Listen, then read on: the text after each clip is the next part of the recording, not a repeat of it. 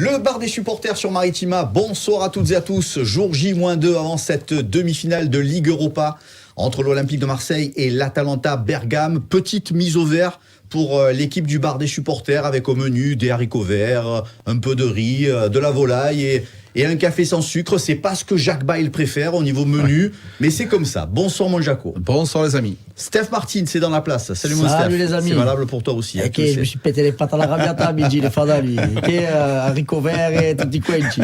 Il est fada. Plus sérieusement, Jaco, est-ce qu'une demi-finale européenne, ça se prépare de la même manière que notre match? Non, ça n'a absolument rien à voir. C'est un match qui est différent, bien sûr. Ça, c'est la palisse qui le dirait, mais au niveau de la concentration, tout se joue sur des détails. Les détails de la préparation, les détails de l'implication. On va aussi penser, voir comment on va pouvoir organiser cette équipe. Est-ce que Jean-Louis Gasset aura la possibilité de faire son 11 avec ses schémas préférentiels, avec les joueurs qu'il a prévu d'avoir? Donc tout ça, c'est une question. Mais au niveau de la préparation, Marc, tu dois te baser sur des détails.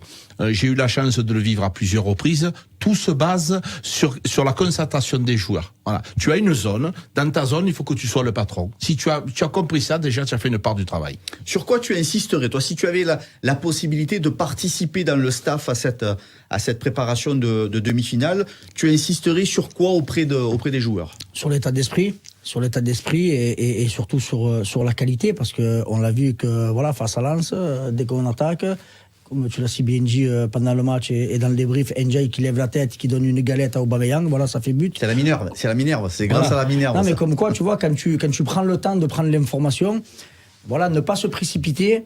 Mettre après l'envie, l'abnégation, tout ça, je pense qu'il n'y a pas besoin de leur dire, ils l'auront. Si tu n'es pas motivé pour un demi-finale de Coupe d'Europe, aller dans un stade archi comble et avec l'ambiance qu'il va y avoir, niveau motivation, je pense que ce sera le cas, mais il ne faudra pas qu'elle surpasse et qu'elle dépasse l'intelligence de jeu, les positionnements, les trajets préférentiels, comme je le dis tout souvent, savoir bien attaquer quand tu vas être dans les 25-30 mètres adverses, c'est là où on a beaucoup de mal, et surtout à la récupération du ballon, être des morts de faim. On parle souvent de charge émotionnelle, justement, comment on gère le truc? Est-ce qu'il faut dédramatiser l'événement pour tranquilliser et sécuriser les joueurs, ou au contraire commencer à les faire monter en charge pour qu'ils grimpent au rideau le jour J? Alors ça, c'est le travail du staff. Le staff, tout au long de l'année, il s'est analysé qui a besoin d'une tape sur l'épaule, qui a besoin de dire calme-toi un petit peu. Tous les joueurs, tous les hommes sont différents, Marc, au niveau de cet événement. Je vais te donner par exemple un exemple de Samuel Gigot. À Samuel Gigot, je préfère le dire tranquille, on a besoin de toi, il faut finir à 11, ne mets pas toute ton énergie, attention au carton jaune. Il y a des joueurs qui vont avoir de l'émotion, leur dire oui, c'est un événement, il faut aussi être maître de son sujet, c'est important. Aubameyang, il n'a pas besoin de ça parce que c'est un gars qui est expérimenté, qui peut être lui, celui qui tire l'équipe. Donc voilà, tout le monde est différent. Et ça, c'est encore une fois le travail du staff. On voit Jean-Louis Gasset. À l'entraînement, il y a aussi Ghislain Printemps qui connaît les joueurs. Souvent, on parle de l'entraîneur. Moi, je le dis régulièrement, les gars, c'est fini, ça n'est plus en 1972. Il y a un staff. Et l'ensemble du staff doit analyser la situation. Alors, on dit souvent, on a pu le dire dans nos jeunes années, quand on faisait quelques matchs un petit peu importants avec les équipes des jeunes. Il ne faut pas jouer le match dans les têtes avant de le jouer sur la pelouse. Oui, ça c'est des phrases qu'on se dit tous. Mais après, je pense que voilà, on a affaire à un groupe de professionnels. On est en demi-finale, certes, il y a beaucoup de jeunes joueurs qui n'ont pas connu les joutes européennes, mais il y a des joueurs qui ont quand même de l'expérience. Et c'est à eux aussi à prendre la parole et à les canaliser. Voilà, parce que le but, c'est pas de partir de bout de champ et te prendre 2 cartons jaunes ou voilà, et impacter après ton équipe. Le but là-dedans, c'est de garder la tête froide, savoir faire ce qu'on sait faire, c'est-à-dire prendre le temps d'attaquer, s'améliorer notamment sur les phases arrêtées dans ce genre de match-là. C'est très important parce que souvent c'est des matchs assez serrés, donc les coups de pied arrêtés risquent d'être primordiaux. Donc c'est là où il va falloir vraiment s'améliorer avant jeudi. Alors côté terrain, justement, on attendra la confirmation de pouvoir compter encore plus que que dimanche sur Ismail Assar qui a fait une belle rentrée face au Lensois. On espère le retour de Chancel Mbemba pour sécuriser encore un peu plus la défense. On espère que la sortie de Murillo sera justement pas trop préjudiciable et qu'il sera aussi dans le groupe. Les incertitudes à l'arrivée, elles sont toujours bien présentes, Jaco. Et oui, elles sont bien présentes et en plus c'est des leaders, notamment Mbemba. J'insiste régulièrement sur ce que nous apporte Mbemba. Mbemba Balerdi, la charnière, elle est importante parce que Chancel, il a cette façon de jouer, de maîtriser son sujet, de calmer les esprits. Chancel Mbemba avec Balerdi à côté de lui, il est capable de le calmer. Tu mets Gigot, c'est pas du tout la même réaction de Balerdi. Tu vois, donc c'est des joueurs importants. Sarr, s'il est bien positionné, s'il est en forme, Sarr, je te disais hier, Marco, c'est un joueur qui est très puissant. Quand tu es adversaire, parce que depuis j'entends, l'Atalanta, c'est des joueurs, ils sont bien, ils ont ceci, ils ont cela. C'est une belle équipe, mais après, oui, mais c'est une belle équipe. Mais nous, si on est là, c'est quand même, on a des atouts à faire valoir. Parce que si on a un effectif au complet, peut-être qu'on n'a pas la même figure que ce qu'on en a jusqu'à maintenant. Les gars, on a joué avec 60%, voire 52% de notre effectif. Maintenant, tu récupères, même au match retour, tu risques de récupérer Quentin Merlin. Alors, même s'il n'a pas été extraordinaire, Quentin Merlin, avoir un couloir gauche, un arrière gauche à sa place, c'est mieux que Luis Enrique quand même. Arrêtez-moi si je me trompe. Oui. Donc voilà, il y a plein d'éléments. Alors, c'est justement ce que je voulais vous dire. On va pas faire les Calimero jusqu'à la fin de la saison, mais quand même, on n'a pas été épargné par les blessures et on me lèvera pas de l'idée que si effectivement on avait été un peu plus qu'à 60% de l'effectif, ben la saison c'était pas la même, quoi. Ouais, mais on en revient toujours au même avec des on fait beaucoup de choses, mais et autant avec l'effectif à 100%, j'ai pas en demi-finale de Coupe d'Europe. Donc après voilà, parce que Luis Enrique, à chaque fois qu'on a eu à faire appel à lui, un coup arrière droit, un coup ailier droit, un coup arrière gauche, il a jamais été dégueulasse, donc il a fait le travail, il te tire ce penalty qui te qualifie, Moumbagna qui te met cette tête qui te permet d'aller en prolongation. Tu as besoin de tout le monde dans un groupe. Certes, les absents, comme vient de le citer Jacques, moi Mbemba ça me gêne vraiment. Et même s'il vient à jouer, et est-ce qu'il aura vraiment le physique pour être à fond dans ce genre de match-là? Parce que s'il y a le moindre doute, moi, je le laisse sur le banc, parce que tu n'as pas le droit de te tromper, notamment dans un match aller à domicile. Mais c'est clair que s'il est à 100%, quand tu as un Chancel Mbemba avec un Balerdi derrière, ton axe central, il est vraiment, vraiment très, très costaud. On est revenu régulièrement sur la préparation en disant, ouais, il y a eu une préparation, une mauvaise préparation. On a tout mis sur la tête de Marcelino. Moi, personnellement, alors je suis pas à l'intérêt de staff, mais je voudrais aussi qu'on n'oublie pas ce qu'a fait Gattuso.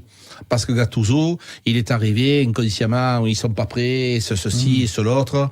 Et il nous a fait aussi une surpréparation qui a tué quand même pas mal de joueurs. Donc aujourd'hui, tu récupères des joueurs éreintés, mais complètement éreintés, épuisés. Et donc c'est difficile. Parce que oui, il y a eu la malchance avec des joueurs, notamment Meïté, où il a subi un choc avec Luis Enrique. Nadir, c'est voilà, les croisés, ça arrive. Quentin Merlin, c'est sur le terrain, mais tout le reste, ce sont des blessures au niveau tendon, au niveau musculaire, et ça, c'est dû à la préparation. Alors en conf de presse, on en a parlé déjà cette semaine dans le BDS. Jean-Louis Gasset semblait dire que l'Atalanta Bergame, ça ressemblait un petit peu au style de jeu de Lens. Ça veut dire quoi? Ça veut dire que c'est une équipe qui presse haut et qui aime avoir le ballon? Qui presse haut, qui a des joueurs très techniques et qui produit du beau jeu depuis 3-4 ans. Depuis, c'est pas que de cette année, donc c'est sur une continuité. Ils sont en finale de Coupe d'Italie, c'est pas pour rien, demi-finale européenne, et si je dis pas de bêtises, ils sont 6e, à quelques points de la 5e place. Ils font une belle, c'est une belle saison, et ça fait, comme je dis, 3, 4, 5 ans qu'ils sont dans les 5-6 premières places de la Serie A, donc c'est un club qui est en train de grimper, de grossir, qui a une bonne idée de jeu, qui aime bien avoir la possession, ça joue dans la transition, ça va très très vite, et maintenant, oui, il y a des bons joueurs, certes, mais toi, à domicile, tu n'as qu'une seule défaite depuis le début de la saison, toute compétition confondue. Donc, à domicile, je ne pense pas qu'on risque d'être en danger. Je pense qu'on va faire le nécessaire. Après, te dire, est-ce que ça va être le même match face à Villarreal? Je serai le premier à déposer une charge à Notre-Dame. Mais déjà, le gagner, je te vois le gagner. Marco, il faut qu'on arrête avec cette expression. C'est une équipe qui aime avoir le ballon. Pourquoi? Tu en connais des équipes qui ne veulent pas avoir le ballon? Non, mais tu n'arrives pas à le prendre. Non, mais si tu veux jouer au football, si tu veux marquer des buts, c'est en ayant le ballon. Alors oui, c'est des équipes qui vont jouer dans l'horizontalité pour pouvoir conserver un petit peu balle. C'est surtout ça. Oui, quand on dit... mais ça te ça te procure aussi la possibilité de le presser très haut et de récupérer le ballon. Donc, oui, ils ont des arguments, mais nous, on a les nôtres. C'est important de le signaler. Regarde Pape Gueye sur les Lensois. C'est lui qui intervient, parce qu'encore une fois, le Lensois, il est dos au but, il y a une relance basse, il lui saute à la gueule, il prend le ballon, il récupère Aubameyang, repasse et but. Donc voilà, c'est des arguments. Qu'ils aiment le ballon, mais nous aussi on l'aime. Donc il va falloir être dans sa zone, récupérer rapidement. Je pense qu'on en a les capacités. Cette ressemblance avec le jeu lensois, si c'est le cas, est-ce que ça veut dire que Gasset pourrait être tenté de reproduire la même formule ou le même schéma ou la même stratégie que face à Lens jeudi soir? Vu que ça a marché, je pense qu'il serait complètement, ça serait dommage de pas réitérer l'opération. Voilà. Et en plus, on a vu un beau match. On a vu un beau match des Olympiens. Tu mènes au score, après ils égalisent, et à 5 minutes de la fin, ça montre encore une fois, comme face à Nice, comme face à Toulouse, que l'équipe ne lâche pas, et ça c'est très très très important, c'est des choses qu'on ne voyait pas pendant les 3 quarts de la saison, où on n'arrivait pas à maîtriser un peu le sujet, on était toujours tête baissée. Donc ça, c'est de bon augure. Et comme je le disais, tu me lèves pas de la tête que quand tu arrives à faire ce genre de prestations-là, et notamment le match face à Lens, c'était primordial. Pourquoi? Pour te mettre dans la bon état de marche de cette demi-finale. Parce que dans les têtes, à mon avis, je pense qu'ils sont tous sortis au-delà des 90 minutes avec le sourire et avec la tête un peu reposée. Parce que tu te relances en championnat et tu as une belle échéance et une belle fête à faire jeudi en essayant de les battre. Karim semblait nous dire presque le contraire hier, en nous disant, même si effectivement les styles de jeu se ressemblent un petit peu, c'est pas dit du tout que Gasset soit tenté d'avoir la même formule. Mais bien sûr. Après, et pour quelle raison il aurait la même formule? Parce qu'il y a des émissaires qui sont venus voir le match. Parce qu'ils ont gagné. Steph disait, on peut être tenté parce qu'on a gagné justement contre les gars, Lens. il faut arrêter avec ça. Et essayer de simplifier le football. Le football, il faut que tu joues avec tes arguments, avec tes forces et surtout avec tes faiblesses.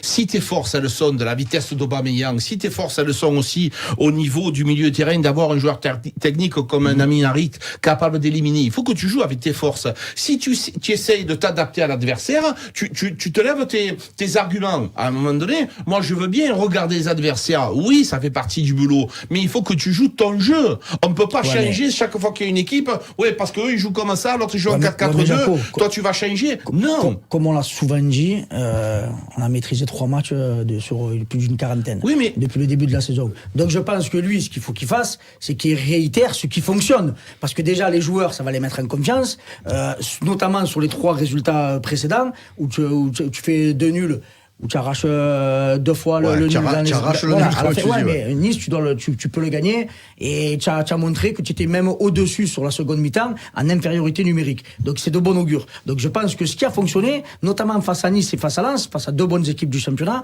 pour moi, il faut le réitérer. Parce que voilà, comme je te le dis, dans les têtes des joueurs, tu sais que ça fonctionne, tu sais que ça marche. Ce qu'ils ont fait récemment, ça a apporté ses fruits. C'est de bon augure que de dire on change tout, on boulègue et on envoie tout en cul, tu vois. C'est pas comme ça qu'il faut faire. Je suis pas de son avis, de Steph, parce que regarde, les 5 matchs qu'a gagné Jean-Louis Gasset, là, 5 victoires d'affilée, on jouait pas pareil. Pas du tout. Il est arrivé, il a dit on va faire des choses simples. C'est beaucoup mieux parce que c'est difficile de faire plus compliqué, on n'y arrive pas. Là, les situations que l'on fait, les sorties basses, les gars, n'oubliez pas, quand Eli Wahi a récupéré ce ballon, c'était très dangereux. À plusieurs reprises, on ne sait pas faire ça.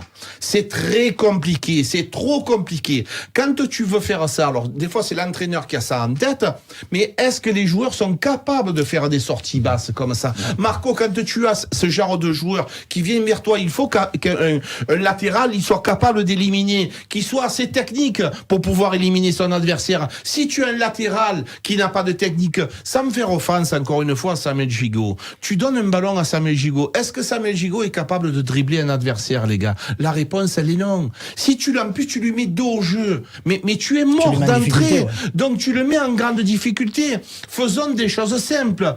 si tu veux vraiment la clé du match aussi, il va falloir penser une chose.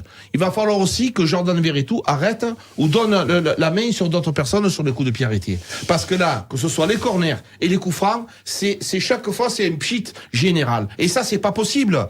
Combien de fois Mbemba nous a marqué de la tête, Balerdi, mais c'est pas Jordan Verretou qui tire les corners. Donc voilà, je pense qu'à un moment donné, il est pas en capacité, il faut changer. Mais je pense s'il y a Klaus, c'est Klaus qui les tire. Oui, mais regarde, Garcia, il nous a fait un coup franc, on a mis les adversaires en danger grâce à Ulysse Garcia. Et il est mieux que Verretou. Ah oui. Et du coup, même si c'est du football fiction un petit peu, parce qu'il y a plein d'incertitudes dont on parlait tout à l'heure, qu'est-ce que vous auriez envie de voir jeudi soir? Quelle est l'équipe qui vous ferait plaisir dans ce match aller de Ligue Europa? Je vais te dire Mbemba, Balerdi, Klaus, Garcia, parce que je sais pas si Quentin Garcia, il pourra pas jouer. Non, il peut pas jouer, oui. Donc à gauche, tu risques d'avoir Enrique et c'est ça qui est dommageable. Milieu, après je verrai bien Kondogbia, Verretou, Harit, 4, 5, 6, 7, 8. Après tu vas avoir Aubameyang, Ndiaye et non, les 14 là. Non, les 11, c'est bon. Je m'emballe, je m'embrouille. Les 11, ouais, c'est bon. Si, l'équipe type, hein. Non, tu vas voir généralement l'équipe type. Dans le 4-3-3 qu'il a cité Steph, donc moi à gauche personnellement c'est Murillo que je mettrais, puisque je pense que c'est un... Ouais, mais Murillo, est-ce qu'il va jouer? Non, mais les gars. Ah ouais, mais avec des six, je t'aurais mis Murillo, moi aussi. Mais moi j'ai commencé, effectivement, il a raison, Jaco. J'ai commencé en disant, on fait du foot fiction ce soir. Ah oui, alors du foot fiction, oui. Parce qu'il y a des gens qui préfèrent Luis Enrique arrière-gauche que Murillo. Non, moi Murillo. Donc voilà, après au milieu de terrain, bien entendu, Verretou, Kondogbia, c'est des milieux récupérateurs. Un Aminarit en forme, c'est important. Dans l'axe, mettre un Mbumbania et un Sarr à droite et Aubameyang à gauche, ça a fière allure. Et pourquoi pas faire rentrer Iliman Ndiaye si Aminarit n'est pas performant. Voilà comment je ferais. Ou vice-versa. On a vu certains joueurs très fatigués, éreintés, comme disait Jaco. Il reste 3 matchs. Est-ce que 4 jours, ça suffit justement à retaper un peu tout le monde je pense que oui, avec les machines qu'ils ont de nos jours et avec il y a tout qui est étudié, la cryothérapie, il y a tout qui est étudié, les séances de massage. Donc je pense que oui, ça leur suffit 4 jours de repos. Mais là maintenant il reste 3 matchs, on parle plus de fatigue. Hein. Là, tu as encore une place européenne à aller chercher un championnat. Tu me parles plus de fatigue, tu me fais rire. Il reste 3 matchs. Tu vas leur dire, si les gens ils sont cuits, ils sont cuits. Mais tu vas pas leur dire préservez-vous pour le match de la semaine prochaine. Pas ça. Donc là, sur tous les matchs que tu as joués, tu dois être à fond. Après, il se passe ce qui se passe, mais au moins tout donner. Quels sont les joueurs qui sont le plus fatigués? Moi, je vois Verretou fatigué. Ouais, Verretou, il est au bout. Alors Marco, moi je vais vous parler de ce qu'on m'a appris, parce que je ne le connaissais pas. La cryothérapie, les massages, ça représente 20% de la récupération. 80% c'est le sommeil. Donc ça c'est accessoire. Et bien dormir, c'est la base. Par contre, après un événement comme ça, après des matchs, tu as des difficultés à dormir parce que tu as cette émotion. Avant aussi, non? Comment avant? Avant le match aussi. Ben oui, après tu as des joueurs qui dorment et tu en as d'autres qui dorment pas. Mais après le match, j'ai rarement vu des joueurs aller se coucher et dormir. Hein. Si tu finis, c'est 11h, 11h30, il y a le téléphone, il y a les copains. Avant de pouvoir t'endormir, c'est vite 3-4 heures du matin et tu vas aller peut-être à l'entraînement à 11h dans le décrassage. Donc voilà, il faut vraiment dormir. Là aussi, pourquoi pas les laisser à la commanderie pour pouvoir récupérer. C'est aussi une solution de dormir, de se reposer parce que quand tu es à la maison, tu as la famille, tu as les enfants, tu as les copains. Donc moi, personnellement, c'est ce que je ferais. Double confrontation face à l'Atalanta Bergame et comme face à Villarreal ou Benfica, l'enjeu principal du match aller, c'est de pouvoir continuer à prévoir des choses pour le match retour. Ah ben ça c'est clair, hein. C'est pour ça que tu n'as pas d'autre choix que de gagner. Et comme je l'ai dit auparavant, tu n'as qu'une seule défaite au Vélodrome, toute compétition confondue. Donc ça c'est de bon augure. Si je suis Jean-Louis Gasset, j'acte là-dessus aussi. Il va y avoir une ambiance exceptionnelle, digne des plus grandes ambiances en Europe. Donc c'est pour ça que je te parle de la motivation des joueurs. Je pense qu'ils n'ont pas besoin d'avoir des messages là-dessus parce que ils l'auront, ils vont la sentir. Mais après, on en revient toujours au même. Sur la pelouse, c'est eux et à eux de faire le travail. Il faut être vigilant là-dessus, Marco, parce que quand c'est 2 matchs comme ça, si tu viens à le perdre. Si tu as dit, on est à la maison, il faut y aller, les gars, c'est le match, après ça sera dur, il faut tout donner ce soir, parce qu'après c'est fini. Donc justement, imagine-toi que tu fasses un match nul ou que tu aies le défaite, tu n'as plus d'arguments. Donc, personnellement, ce que je dis, c'est, les gars, il y a 180 minutes, il faut gagner les 180 minutes. Même si 90 minutes, on n'arrive pas à faire le nécessaire, oui. on sait qu'on a un joker supplémentaire et qu'on a la possibilité. Beaucoup de clubs se sont qualifiés dans le deuxième match parce que peut-être à la maison, ils auront aussi des problèmes. Certainement, on a l'avantage de jouer chez nous, on a l'avantage d'être devant notre public qui va nous pousser, qui va nous aider. C'est important, mais c'est pas essentiel. C'est-à-dire qu'il restera de toute façon 90 minutes. On regarde à Villarreal, tu as gagné 4-0 et tu as eu peur, voire très peur chez eux. Que tu fais carton à la maison. Voilà. Donc tu vois, il y a aussi le match retour, il est là et il va falloir le jouer. Oui, tout va se jouer effectivement dans ce dosage et dans cette vision globale des deux matchs.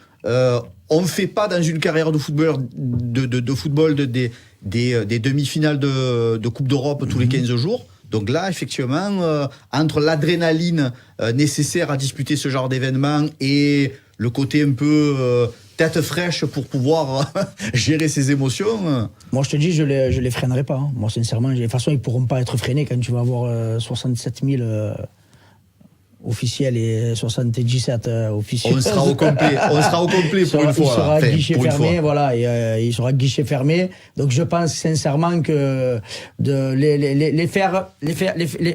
leur dire de lever le pied, c'est pas possible. Et ils le feront pas. Maintenant, ce qu'on disait tout à l'heure, attention à l'agressivité que tu vas mettre. Ne pas être dépassé par les émotions, par l'atmosphère, et que premier crochet que le mec te fait, que tu le montes en l'air et tu finis à 10. C'est pas ça qu'il faut faire. Donc y aller, être agressif, mais dans la bonne agressivité, être vraiment proche des joueurs adverses, que souvent cette année on a vu qu'on était à 2-3 mètres et si tu leur laisses cet espace-là au milieu, eh ben, tu vas prendre la vague et on sait que dans ce genre de match, la bataille du milieu elle est très très très importante. Donc voilà moi les mots que j'aurais. Les distances de marquage. Eh oui. Les distances de marquage chères à Jaco. On sera là en tout cas nous jeudi pour faire vivre en direct cet événement. 20h30 prise d'antenne, 21h pour le coup d'envoi. La Team OM Maritima sera bien évidemment au Stade Vélodrome pour cette demi-finale. Retour, c'est tout pour ce soir. Profitez bien de votre mercredi 1er mai.